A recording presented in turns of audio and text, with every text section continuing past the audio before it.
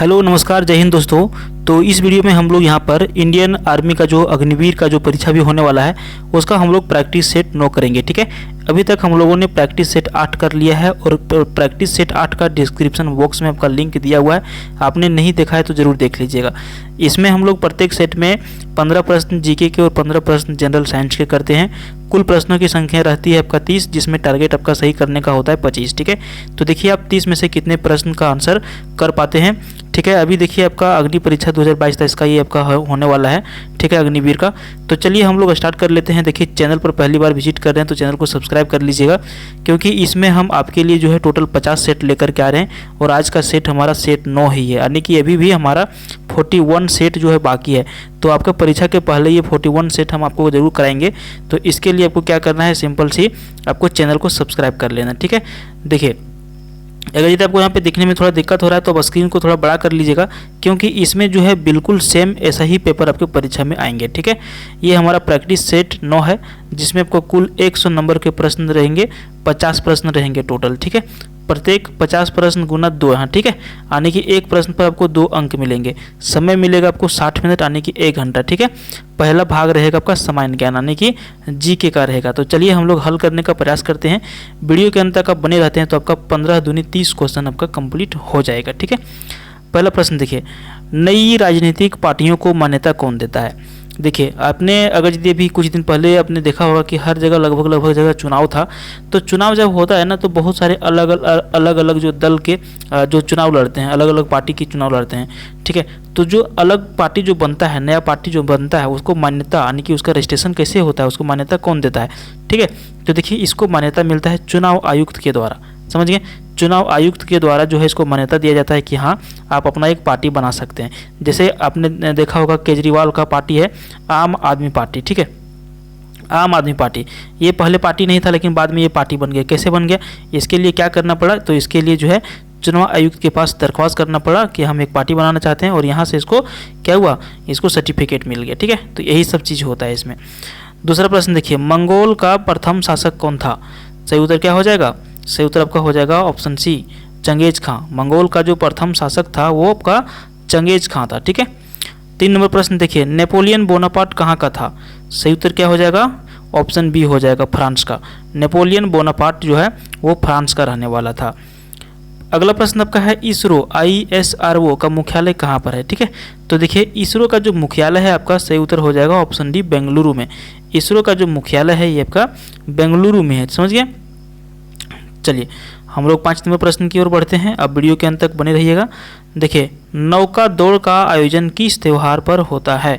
तो देखिए नौका दौड़ का जो आयोजन होता है ये आपका ओणम त्यौहार पर होता है। ठीक है, नौका दौड़ यानी कि मान के चलिए कि ये नहर है या फिर नदी है या फिर समंदर है, तो वहाँ पे क्या होता है कि 2 पक्ष होते हैं। ठीक है, 2 पक्ष होते हैं और उसमें से नौका दौड़ का ये जो है खेल होता है, तो उसी को कहा जाता है। ठीक है, तो ये ओणम त्यौहार जब होता है उसके दरमियान में इसको किया जाता है। ठीक है, 5 नंबर प्रश्न क्या था कि नौका दौड़ कहाँ पर आयोजन होता है, किस त्यौहार में आयोजन होता है? तो ओणम त्यौहार में आयोजन होता है। ठीक है, नेक्स्ट क्वेश्चन देखिए, प्रथम विश्व युद्ध कब खत्म हुआ था? सही उत्तर आपका हो जाएगा ऑप्शन डी, 1918 ईस्वी में। प्रथम विश्व युद्ध जो हुआ था सन 1918 ईस्वी में ये खत्म हुआ था। स्टार्ट कब हुआ था? 1914 ईस्वी में स्टार्ट हुआ था। ठीक है, द्वितीय विश्व युद्ध की यदि हम बात करें तो 1939 ईस्वी में स्टार्ट हुआ था और 1946 ईस्वी में खत्म हुआ था। तो 2 वर्ल्ड वार अभी तक हो चुके हैं, पहला जो 18 में खत्म हुआ था, दूसरा जो 1946 में खत्म हुआ था। द्वितीय विश्व युद्ध जब हुआ था उसी टाइम जो है यहाँ पर जापान के हिरोशिमा और नागासाकी पर परमाणु बम गिराया गया था। ठीक है, तो इसको भी ध्यान में रखिएगा। अगला प्रश्न देखिए, आज़ाद हिंद फौज को किसने प्रसिद्ध दिलवाई? तो आज़ाद हिंद फौज को प्रसिद्धि दिलाने वाले जो व्यक्ति थे वो थे सुभाष चंद्र बोस। सही उत्तर ऑप्शन बी होगा। अगला प्रश्न आपका है, ग्रैंड ट्रंक रोड जिसको GT रोड कहा जाता है किसने बनवाई थी?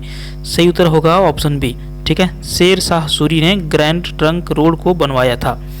9 नंबर प्रश्न आपका है, वन्य जीव संरक्षण का उद्देश्य क्या है? सही उत्तर आपका होगा ऑप्शन सी, जानवरों की सुरक्षा। वन्य जीव संरक्षण का उद्देश्य है जानवरों की सुरक्षा करना।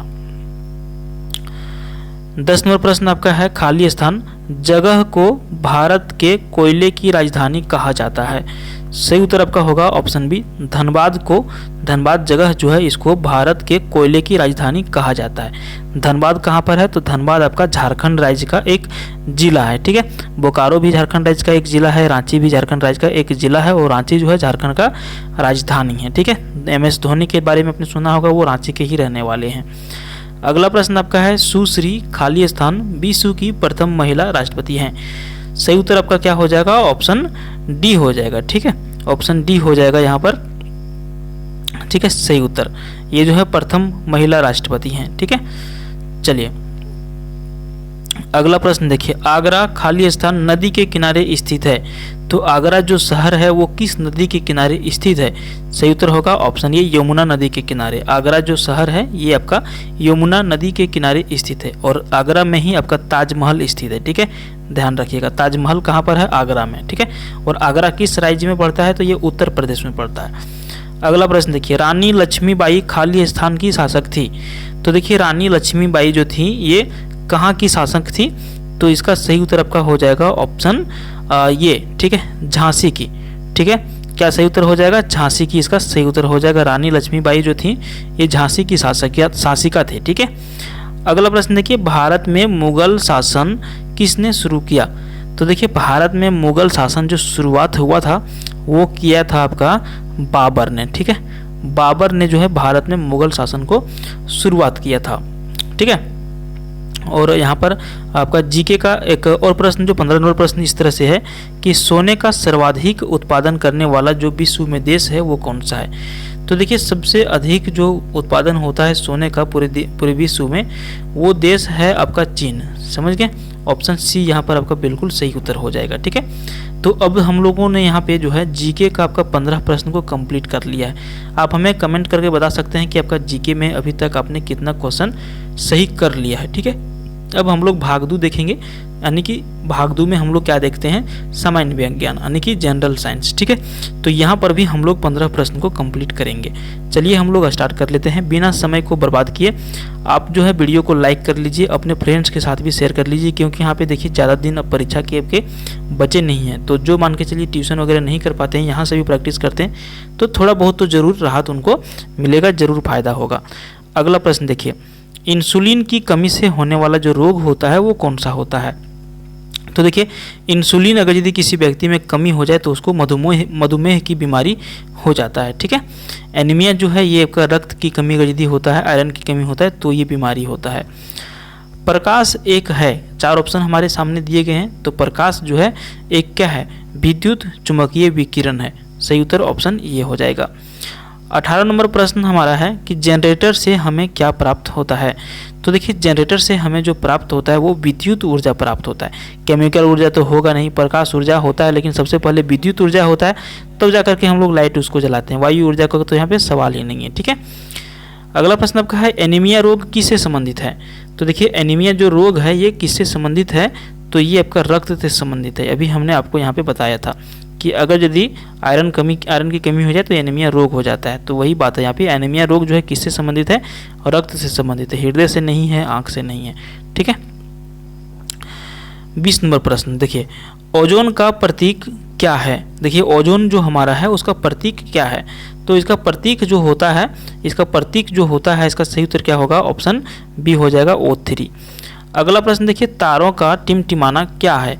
तो देखिए जब हम लोग यहाँ पे यदि हम लोग यहाँ से देखते हैं ऊपर की ओर तो हम लोगों को लगता है कि तारे जो हैं वो टिमटिमा रहे हैं, यानी कि लाइट जो है आगे पीछे हो रहा है। इसका क्या कारण होता है? क्यों हमें ऐसा लगता है? तो इसका मुख्य कारण जो है वो प्रकाश का अपवर्तन है। प्रकाश के अपवर्तन के कारण ही हमें लगता है कि तारे जो है टिमटिमा रहे हैं, ठीक है, जबकि वैसा होता नहीं है। अगला प्रश्न देखिए, मानव में गुणसूत्रों की संख्या कितनी है? सही उत्तर की यदि हम बात करें तो राइट आंसर आपका ऑप्शन सी हो जाएगा 46। देखिए यहाँ पे आपको एक ऑप्शन और रह सकता है, यहाँ पे रह सकता है 23 जोड़ी, ठीक है, 23 जोड़ी या फिर 46। तो आपको दोनों याद रखना है। मानव में गुणसूत्रों की संख्या होती है 46 या फिर 23 जोड़ी। जो आपके प्रश्न में आवे आप उसको आराम से क्लिक कर लीजिएगा, ठीक है। अगला प्रश्न देखिए, तुरंत ऊर्जा पहुंचाने वाला जो स्रोत है वो कौन सा है। तो देखिए मान के चलिए अगर यदि हम लोग कोई काम कर रहे होते हैं, हमारा बॉडी जो है थक जाता है और हमें ऊर्जा की यदि आवश्यकता होता है, तो तुरंत ऊर्जा पाने के लिए जो है यहाँ पे ग्लूकोज का प्रयोग किया जाता है। ठीक है, ग्लूकोज का अगर यदि आप प्रयोग करते हैं तो आपको बॉडी में तुरंत जो है एनर्जी प्राप्त हो जाती है। इसलिए अगर यदि आप दौड़ने जाते हैं तो थोड़ा थोड़ा अगर यदि ग्लूकोज करके लेते रहते हैं तो आपको भी यहाँ पे फायदा हो सकता है। अगला प्रश्न है, सबसे शुद्ध पानी जो होता है वो कौन सा होता है। तो सबसे शुद्ध पानी जो है वर्षा का जल होता है। मान के चलिए भी ये वर्षा हो रहा है, अगर यदि आप इसको छानते हैं किसी बाल्टी डब्बे में तो ये जो है सबसे शुद्ध पानी होता है। ठीक है, ध्यान रखिएगा। अगला प्रश्न है, फोन का आविष्कार किसके द्वारा किया गया था। तो जो फ़ोन हम लोग प्रयोग करते हैं इसका आविष्कार जो सबसे पहले किसने सोचा होगा कि हम एक दूसरे से बात कर सकते हैं, तो इसका जो श्रेय जाता है वो श्रेय जाता है ग्राहम बेल को। ठीक है, ये जो ग्राहम बेल थे इन्होंने ही फ़ोन का आविष्कार किया था सर्वप्रथम। अगला प्रश्न आपका है, पीतल किसका मिश्रण है। तो देखिए पीतल जो है ये मिश्रण है जिंक और कॉपर का। पीतल जो है जिंक और कॉपर का मिश्रण होता है। अगला प्रश्न है, सर्वाधिक कैल्शियम किस में पाया जाता है निम्न में से। हमारे सामने ऑप्शन है दाल, पालक, दूध और मछली। तो इन चारों में से सबसे अधिक जो हमको कैल्शियम प्राप्त होगा वो दूध से प्राप्त होगा। ठीक है, तो इसलिए कभी कभार क्या होता है कि डॉक्टर अगर यदि किसी का हड्डी टूटता है तो उसको बोलता है कि आप दूध का ज़्यादा प्रयोग करें ताकि आपका हड्डी जल्दी जुड़ जाए, क्योंकि हड्डी जो है कैल्शियम से ही बना होता है। ठीक है, अगला प्रश्न आपका है, दिशा बताने वाले यंत्र का नाम क्या है। तो देखिए जो दिशा बताता है, जैसे हम किसी नए एरिया में चल गए जहाँ पे हमें कुछ पता ही नहीं है, तो वहाँ पे एक यंत्र के माध्यम से हम लोग उसमें पे दिशा को नियंत्रित कर सकते, यानी कि पता कर सकते हैं कि अभी हम कौन सा दिशा की ओर खड़े हैं। ठीक है, तो इसको जो बताने वाला जो यंत्र होता है वो कंपास होता है। राइट आंसर ऑप्शन डी हो जाएगा। ठीक है, देखिए नेक्स्ट क्वेश्चन आपका है, फोटोसिंथेसिस में कौन सी गैस निकलती है। तो देखिए फोटोसिंथेसिस जो होती है इसमें जो गैस जो निकलता है वो आपका O2 होता है। सही उत्तर ऑप्शन सी हो जाएगा। वयस्क मनुष्य के दांतों की संख्या कितनी होती है। बहुत ही सिंपल प्रश्न है और आपको जानना भी जरूरी है। सही उत्तर क्या हो जाएगा कि कोई भी जो वयस्क मनुष्य जो होता है उसके मुंह के अंदर जो 32 दांत होते हैं। ठीक है, टोटल 32 दांत होते हैं। तो इस वीडियो में हम लोगों ने पार्ट 1 और पार्ट 2 दोनों कंप्लीट कर लिया है। आपने नहीं किया है और जो हमने 8 सेट तक बनाया है उसको आपने नहीं कंप्लीट किया है तो उसको आप कंप्लीट कर लीजिएगा। ठीक है, तो यहाँ पे डिस्क्रिप्शन बॉक्स में आपको लास्ट वीडियो का जो है मिल जाएगा लिंक। तो इस वीडियो में इतना ही, मिलते हैं हम किसी दूसरे वीडियो में। तब तक के लिए देखते रहिए हमारा YouTube channel GK with RK को। Thank you.